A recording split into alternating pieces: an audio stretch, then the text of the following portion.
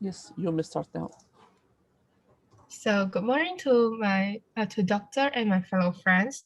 So I'm here to present my proposal presentation uh, for my thesis, which is a comparative study between human and machine subtitle translation from Chinese into English in the Eternal Love series.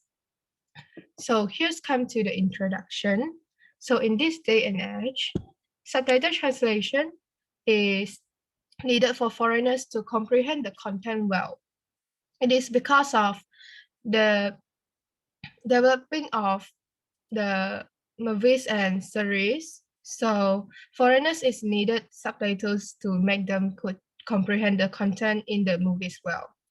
As the need of the translator is now increasing rapidly, but it's still not enough for this field because uh, the productivity of human translator is very, very slow. So machine translation has been used to replace human translator because of its productivity.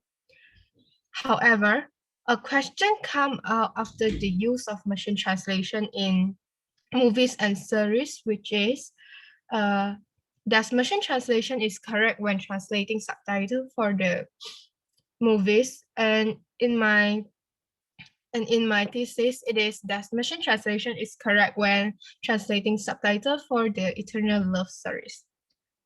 So next comes to the objective of this study, which is I have two objectives here. One is to find out the issues in translating the Eternal Love subtitle from Chinese to English. And the second one is to figure out the similarities and differences between human and machine translation of Eternal Love subtitle. So the research question for this thesis is, what are the issues in translating the Eternal Love subtitle from Chinese into English? And another one is, what are the similarities and differences between human and machine translation of Eternal Love subtitle? So when it comes to the literature review, so a field of translation theories has been discussed in literature review.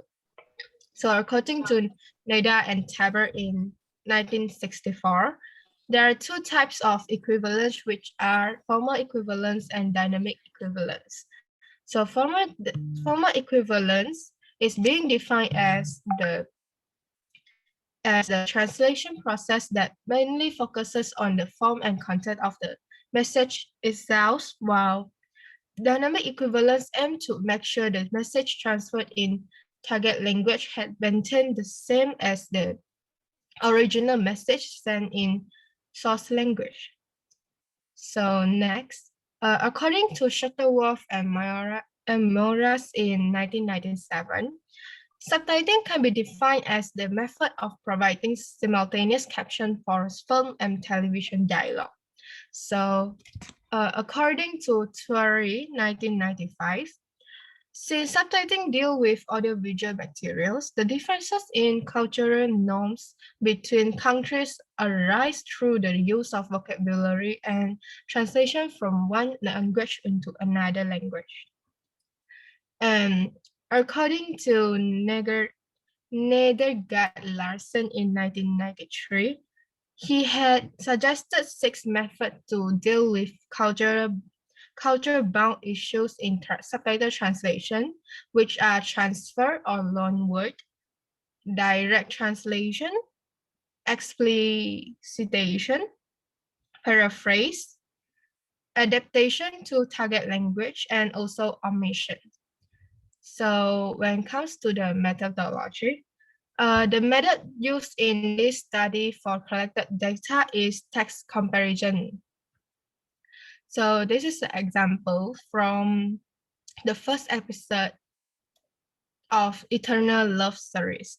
So the subtitle in source language is 你为什么把我变成男人的样子? And when it comes to human translation, human translator has translated this subtitle as why did you turn me into a man? And machine translation is translate this subtitle into why did you give me an appearance of a boy?